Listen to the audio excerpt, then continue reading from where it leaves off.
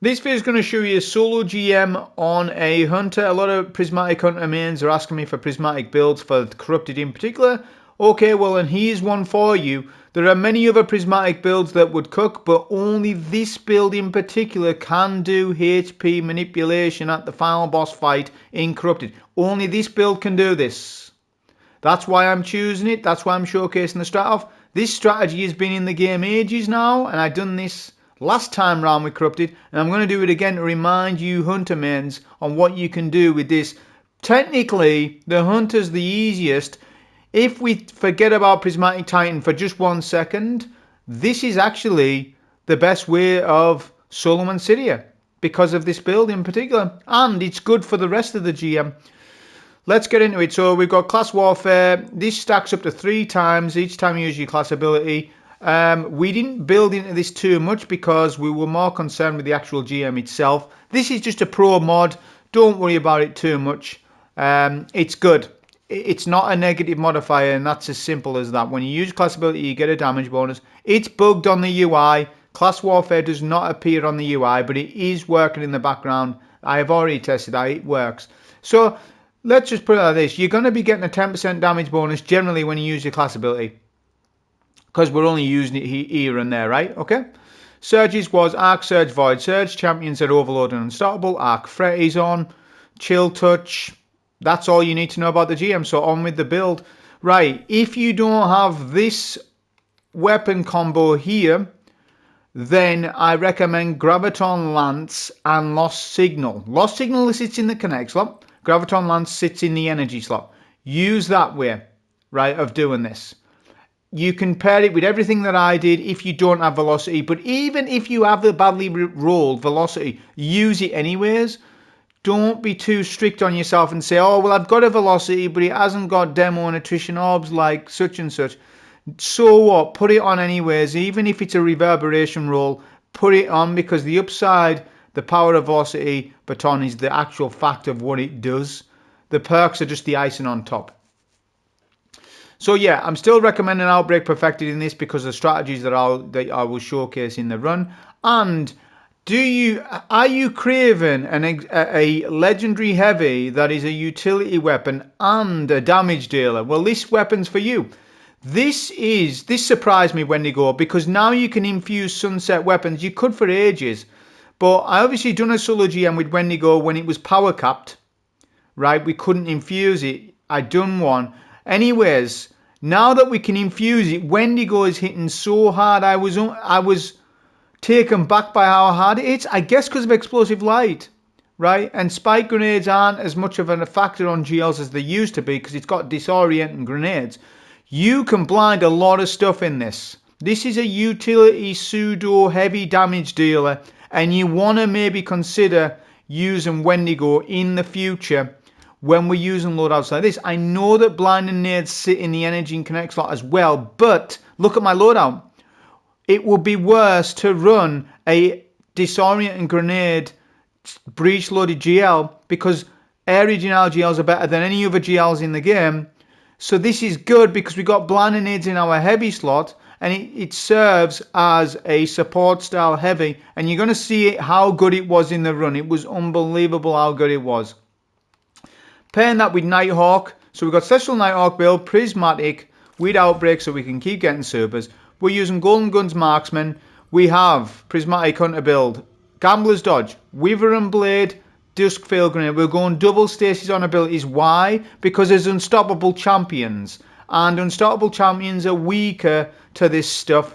It's better to run this than maybe say a Fretted Spike, but that is content specific. Don't quote me to say that Wither and Blade is always better than Fretted Spike. That is not true either. You need to diversify your builds and use builds content specific. Build for the content first, build second. Build your build, yes, round the activity that you're doing. So I'm fighting a lot of Overload champs and unstops. Wither and Blade's a better melee option for me, and Dusk Fail Grenades is it's the best nade option for me, because why?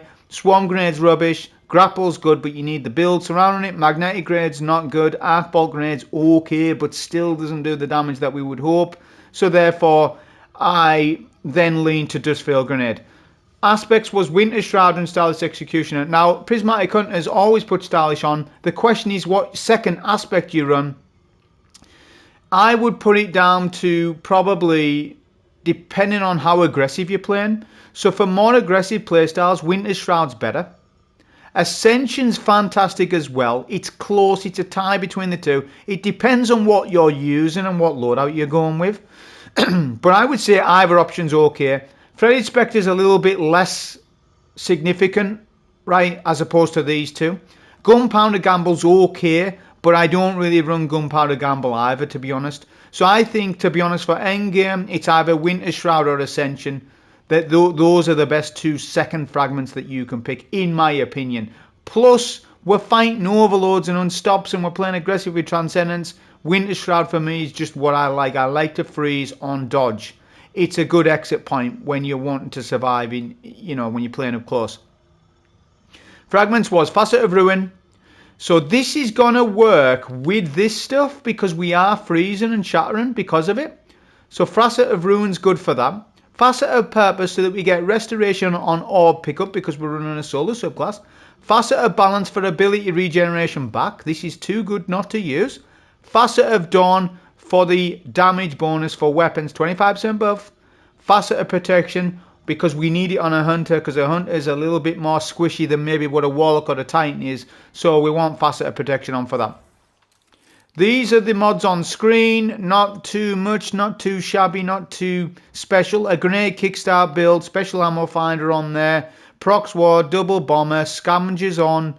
Nothing, spectacular. Double arc resist, concussive dampener. That's literally what we used in this. So as we start the run, you want to immediately equip your area denial GL, whether it be Lost Signal or Velocity, whichever, it doesn't really matter.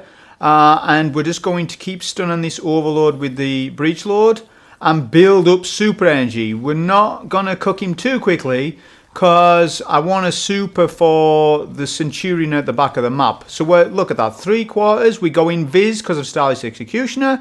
We're going to go left. Now you need to take out maybe some of these Stalkers, 1 or 2 of them, to de-aggro them. And then you want to melt your Overlord. He needs to be melted while he's on the island. Now, look, watch this. Look at the damage Wendigo is hitting there. What's going on? I've been Mandela affected. So even though it hasn't got spike grenades, because it's got explosive light, it makes up for it. People, you need to go and infuse Wendigo now to 2010. Look at this. We get our crit. I got my crit. And the guy ate. Unless I hit the orb. Unless I hit his orb. I doubt it though. We got the number. So we got our crit and he ate my GG. He ate my golden gun. Which, I don't know. I think he did. I would have to re-watch it. But that was weird. Anyways, we melted him quick enough anyways. We go for the orbs. Yep, with Restoration. Look, so Restoration come in clutch in this. Because of Facet of Purpose. Right? Now, I know people are going to say, well, why don't you run Silence and Squall? Because you'll get Frost Armor. Well, we don't need that much DR. Don't worry about it. We don't need that. DR stands for damage resist, by the way. We don't need that much damage resist. We're resistance enough. We've got Facet Protection on. We're high in power level. We're 2030. Well, I am. So it's not DR that I'm concerned with fully because the GM is hyper particular on where we stand and what we do. So it doesn't. We could do this with 0 resilience technically. Not that I'm going to. I'm just making the point that the damage just doesn't matter that much. But what does matter is damage and HP manipulation. So watch this. We get our Dust Field down. We're going to blind. Now we're blind and the shielded targets. Look at that. So even though we're doing immune damage, it doesn't matter. I'm not concerned with that. What we're concerned with is controlling the shielded targets. This is amazing, right? This gives me time as a hunter, because I can't rift, can I, to get my shield breaks and blind. It's a defensive tool. Not only is it a defensive tool, look at this. It's a defensive tool, but we can also do the damage with Wendigo, which you'll see me do. You just saw me do that on a champ. So we pop a Transcendence here because this guy was slowing me. And I needed to do that. And we don't need a Transcendence for a bit. Well, we do need one, but we're going to farm one back up. I'm going to show you the trick.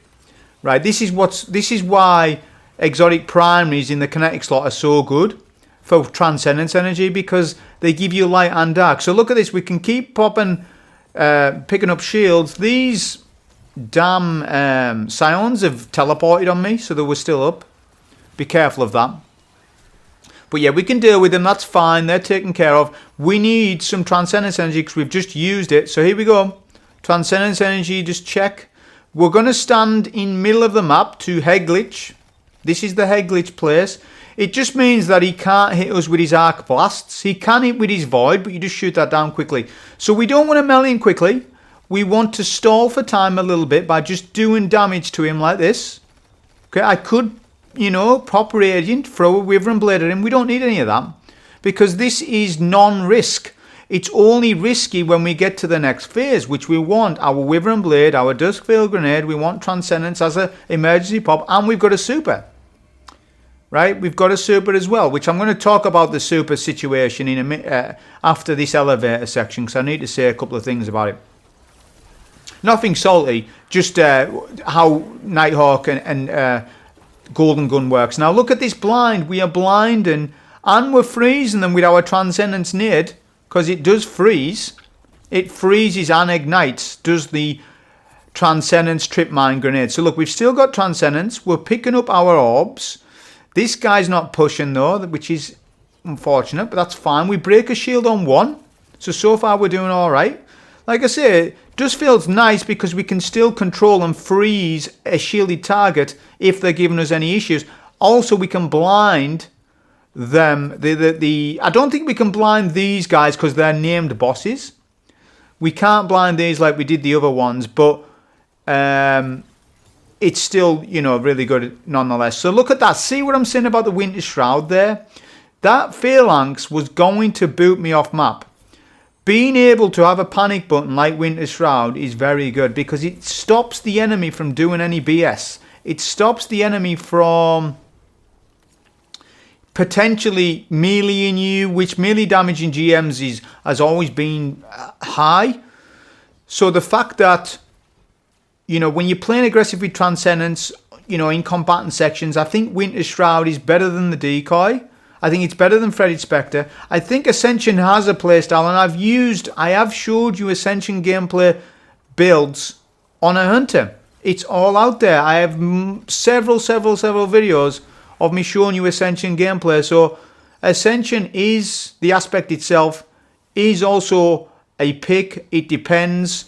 But in this case, because we're fighting that many unstops, I preferred Winter Shroud in this, just because of that.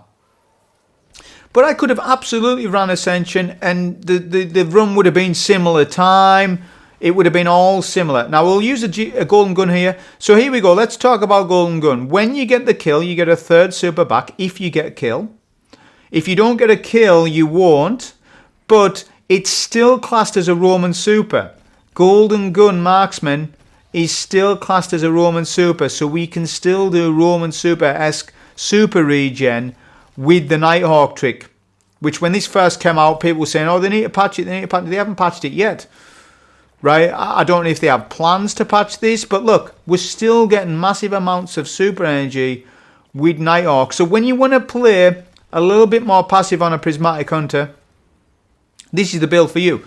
But you can still play aggressive with it because we've got Winter Shroud, and when we do pop Transcendence, we can do that. It's not to say that we can't. I will say, though, the better aggressive prismatic build, if you want more of an aggressive one, use in Spirit of Inmost Light and Spirit of Cryo. That will give you Woven Mail and ability regen. That is hands down the best aggressive prismatic build that we have. Either that or some super regen exotic class item roll. That is also very good if you play aggressive with Tether. But we're not wanting Tether in this because we need the Golden Gun Nighthawk to do the trick, right? This will make Sidious so easy, so much easier than any other class, simply because we're skipping phases. Look at this. So we get a Shock Bane here, immediately stop him with Wendigo because it's disorienting grenades. So yeah, Wendigo was fantastic in this because I was thinking, I've got Outbreak, that's all the damage in the world. I've got Velocity Baton for add clear plus debuff. What do I need in my heavy slot? Now I was thinking, oh, I'll just run an LMG.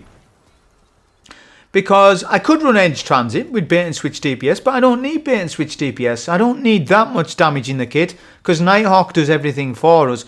So I was like, what utility heavy can I use?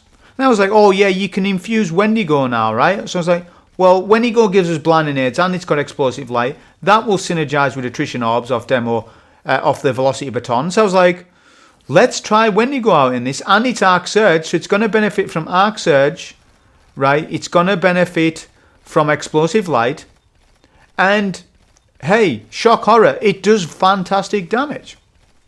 It does really good damage. So you need to make sure that you all go and collect Wendigo from your collections and infuse it to 2010, as it's a heavy that you may want to use in the future. It will be very good for day one shenanigans. Like I said, I've said at the start, there is blinding nade, disorienting grenade, breach loaded GLs, but why is that worse, everybody? I'll tell you why it's worse. Because Original GLs are stronger than breach loaded GLs. So if we can run an Original GL still with blinding nades in our kit, that's strong. And Wendigo fulfills that role. It just means you're giving up, well, you're not really giving up damage that much, because you're still doing good damage with Wendigo. Presuming that you're in a fire team as well, then it doesn't matter. Everything is 3 times less important on a fire team run. So if you want to be a Wendigo blind and GL guy for your fire team, you can definitely support that role. I tell you why you can, because I've just soloed the GM with it. So if I can solo a GM with Wendigo, then this certainly can be a job role in a fire team. Can't it? Because there's 3 of you. Your damage is 3 times more than what mine is. That's presumed that your fire team members are pulling the weight. They might not be pulling the weight. So it's totally worth to use a golden gun on these shriekers. It speeds it up because you don't have to re-peak them twice. Look, we're getting our super back anyways. We're getting our super back, so it's totally worth to be using a golden gun on the shriekers. Not now, of course. This shrieker's dead, but it will mean that I've got a golden gun to use on the double ogre phase. So, like the Warlock run, we're going to do the strat with Outbreak Perfected so that we can maximize its damage without having to keep teleporting between realm to realm. In order to do that, you need to crouch near where the railing is on the stairs, and you will not get teleported away from the Hive realm. This will confirm kill on Unstop for Platinum rank, because if you keep teleporting between Hive realm and Taken realm, the Hive Unstop will hide each time you come back. You don't want that. It takes time, because you need to look for him then. While you try and look for him, there's Hive boomers shooting at you. This is no good. So instead do this. Crouch and just outbreak the Unstop down. Then debuff him if you can. You can golden gun, but once you uncrouch, once you stand up, you'll TP to the next realm. So don't golden gun, because what will happen is, as you golden gun, you'll go to the taken realm and waste your golden gun. So don't golden gun right now. There's no need to do it. Only when you've got a clean shot, right, and you're not going to be teleported away, can you do it. Like, look, we've got 8 seconds, so let's do a quick golden gun with a debuff. So we've debuffed him 290k.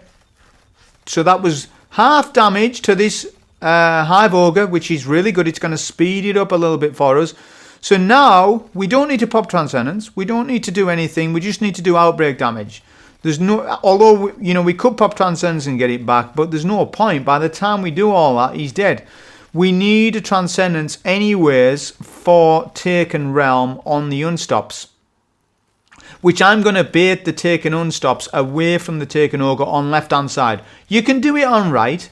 You can even do it in mid. But I think left's most consistent for me. I just find left the easiest to do it, because the Shriekers can't hit you, the Taken boss can't hit you, and the ads group up nicely. So I just like left, because you can kind of heglitch them and you can stand behind this rock formation, whatever it's called. Like, look, we can do really good damage. We will pop Transcendence here. That's exactly what we're going to do. We're going to pop a golden gun as well. Right, here we go. Make sure he gets stunned though. There we go. Got our stun. We didn't get killed, but no big deal. He's done. And now we just want to take care of these knights, because they will get in the way while you try and kill the second unstop. So yeah, definitely kill them, because they're in your way a little bit. We've still got Transcendence to use.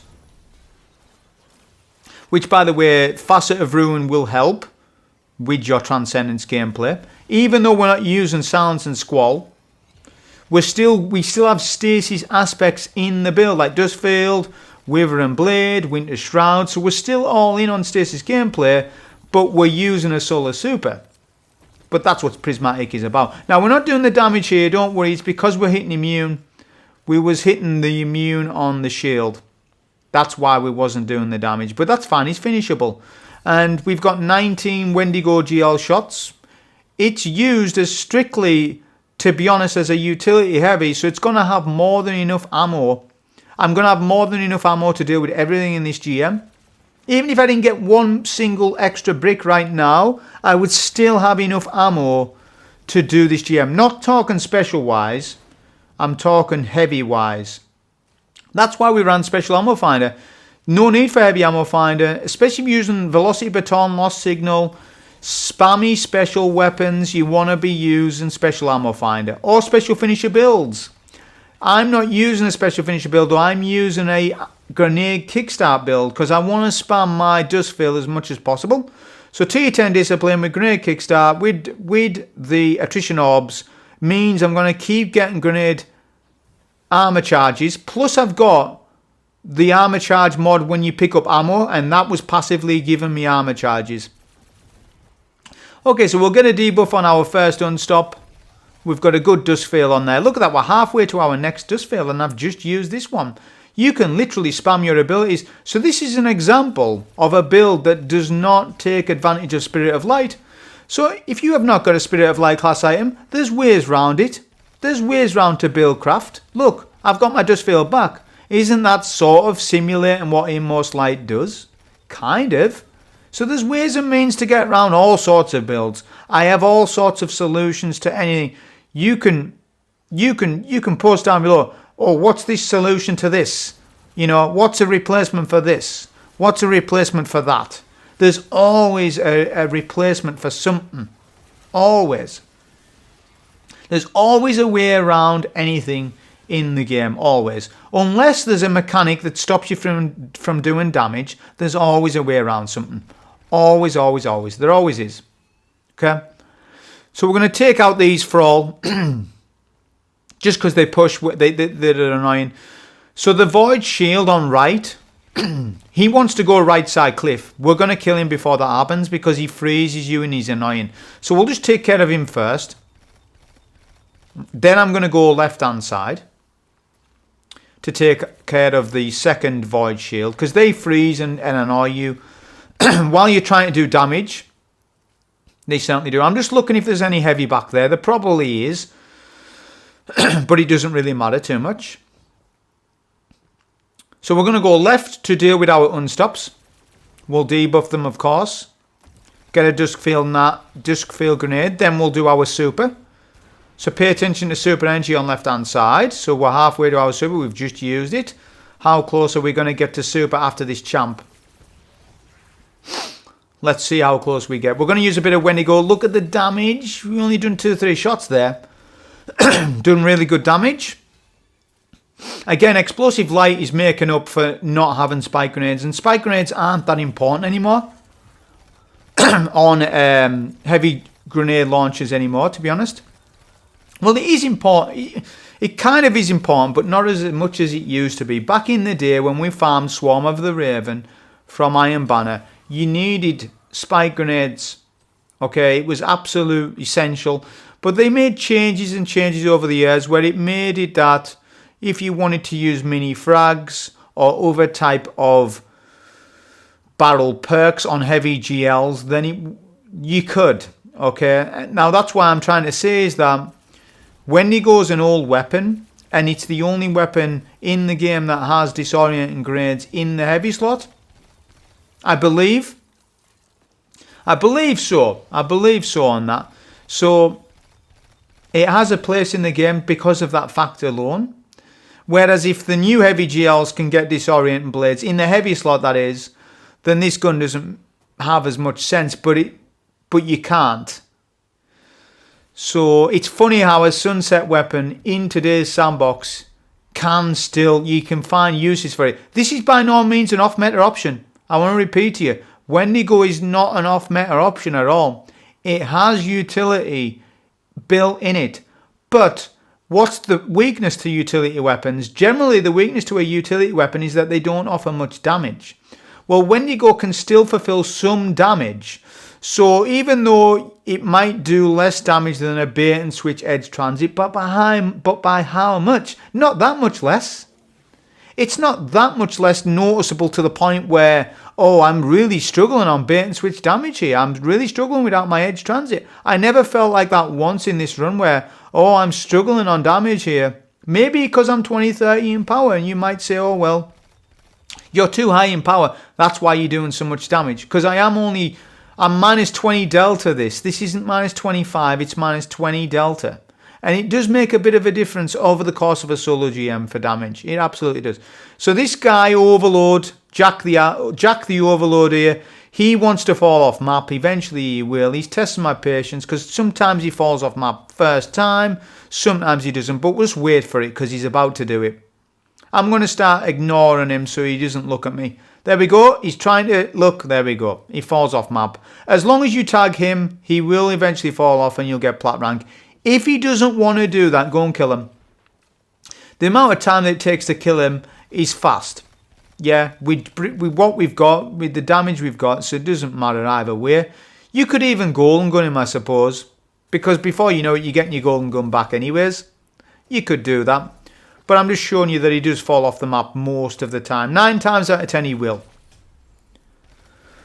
Okay, so at the time of this run, I was thinking, oh, I can't skip. Right, because on the Hunter, I skipped this entire section, didn't I, with Song of Flame. I can't skip in the same way. And I don't want to waste a golden gun like that, where we just pop it and run to the back of the map. Although I suppose, thinking about it now, I could have. But I was thinking, right, I'm just going to clear this section. I'll get ammo anyways. That's the upside. The downside is that it's going to take 45 seconds longer. Oh well, 45 seconds is 45 seconds. Over the course of a 35-minute run, it doesn't really impact it too much for me for that, so I'm not too fussed. So if you are going to fight this section, take one of the Minotaurs out at least. You don't need to take both of them out because one will disappear anyways. But take one of them out because getting shot from left, right and behind is no good. But if you're just getting shot in front of you and right hand side, it's not that big of a deal. Yes, I'm thinking about it to that degree. You know, when I jump down to this island, where am I going to be getting hit from? Is there anywhere to stand, etc, etc. So I'm thinking, should I pop Transcendence here? And we do. We decide to take, yep, let's just confirm this island because they can be trolly. This Minotaur is pushing up on me and I'm going to golden gun him just because of that fact. There we go, look, he's pushing up, he's invis and he's a Meteor Bane. It's absolute worth it just to insta-melt him there. Meteors nearly break my shields. So that was a good super choice there. We're third to our super anyways. We've used Transcendence as well, but we're going to get Transcendence super, everything that we want for the final boss anyways. We don't need our super for ages. Right, we don't need it for a long time, so well, we can super one of these overloads if we want. I can't mind if I do or not. So the sniper's being trolly, and we want to take the sniper first because he's going to try and bubble that overload, and I don't want him to bubble the overload. What I want to do is isolate the sniper away from the overload like this, and now we can do shenanigans. By the way, this works with Hail of the Storm, so when you shatter them and stuff, it works with Hail of the Storm. That's why I had Hail of the Storm equipped. Brain Freeze works with this as well. Because we've got a lot of stasis in this kit. Even though we're not technically on a stasis build, I opted to choose Wyvern Blade rather than Fretted Spike. Which I love Fretted Spike. But when we're dealing with champs, I'm going to be honest, Wyvern Blade's a better pick. Because it's just more effects on overloads. Actually, it affects all champs. Wyvern Blade affects barrier champs, overload champs and unstoppables. So as a GM melee option, Wyvern Blade's better. But Threaded Spike has some other benefits that Wyvern Blade doesn't, with the strand matter stuff, and the fact that you're affecting that enemy with your strand melee. And that is important because when you go Transcendence, we all spam melee abilities. So actually, in actual fact, choosing your melee option on a hunter is very important when you go Transcendent, because if you pick the wrong melee option, your Transcendent is worse because of it. We're going to get a Dustfield down, we're going to get our Transcendence popped, and we're just going to melt the ads. Watch this melt. We destroy everything so quickly here. It maybe even wasn't worth a Transcendence pop, but I was just wanting to pop it just in case we would die. I wasn't sure how good or bad we would be there, but hey, it was fine. We was absolutely, it was good.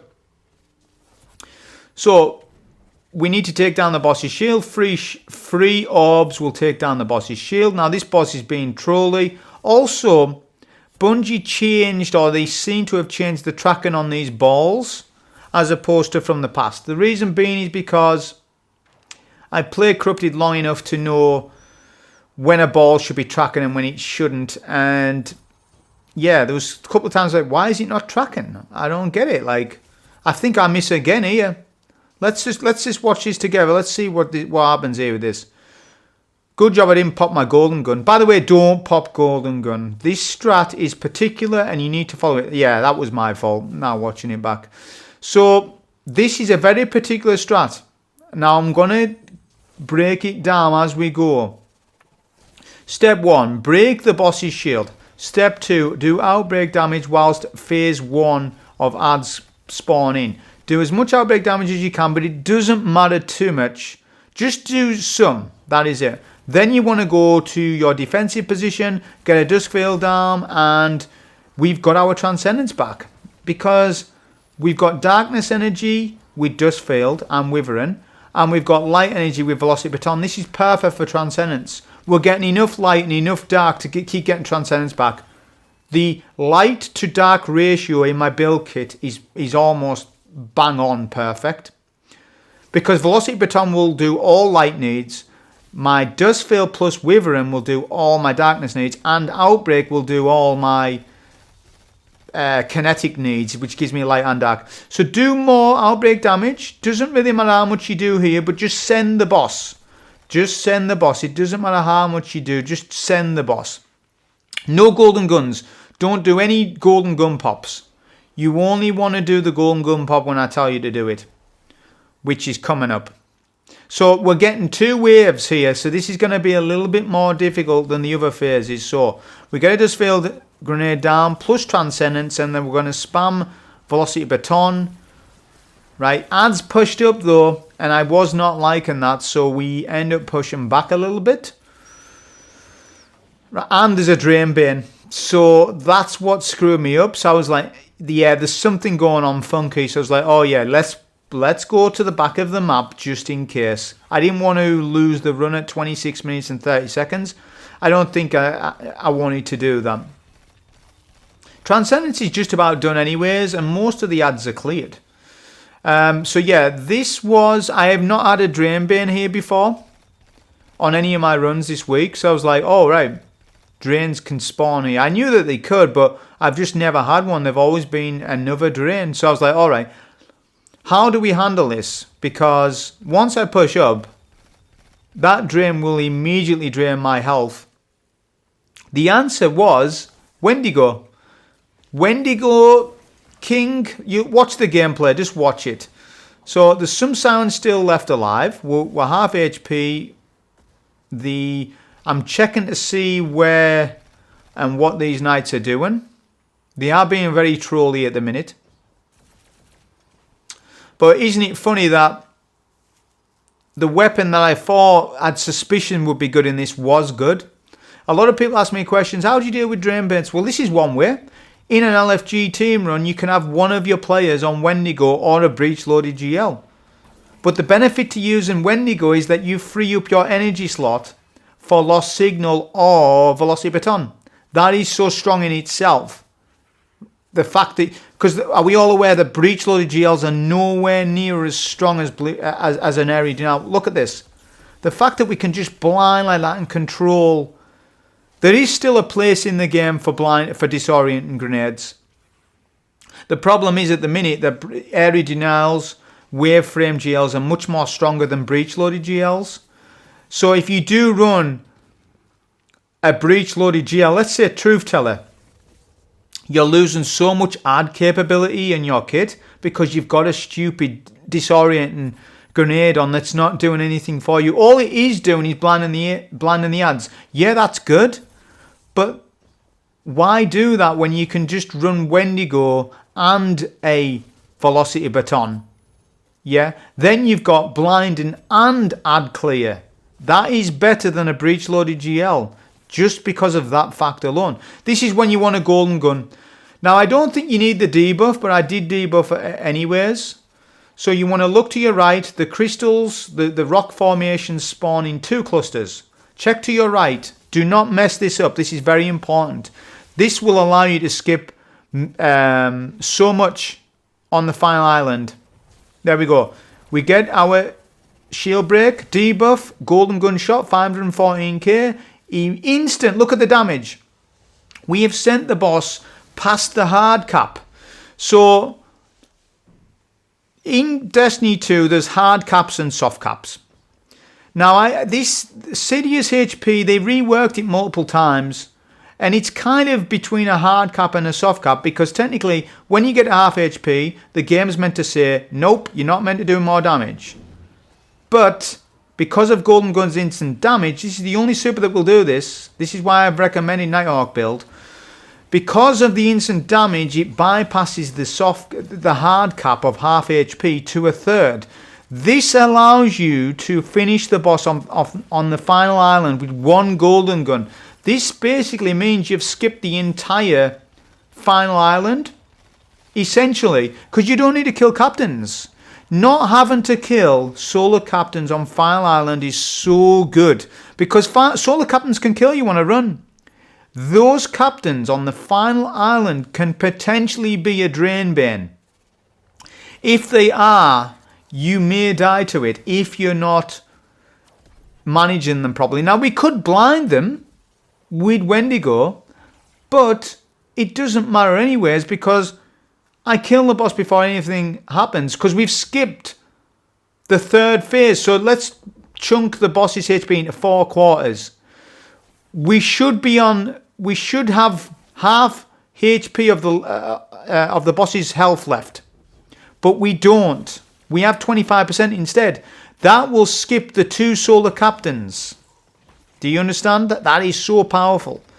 And not only that, we have a fresh super to just use on the boss, immediately kill.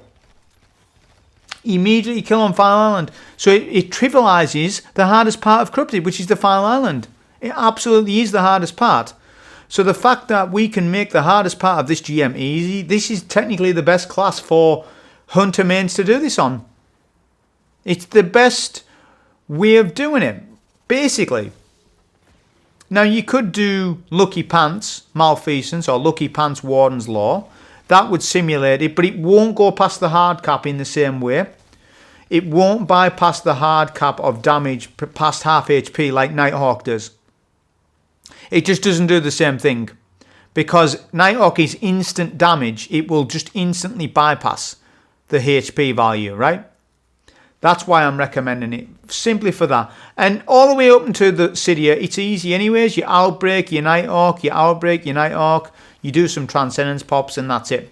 This phase as well would just basically deal with the ads from a distance, which wasn't too difficult as you saw me take them out.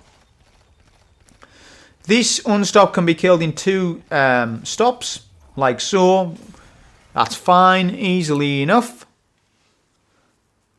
Be careful when jumping over the islands of the rock formations. They can ruin your run. Be very careful and just have some common sense when you're jumping across. Don't rush it. So you need to jump over the island right away unless you get a no turn back zone. You need to kill the Scions as soon as.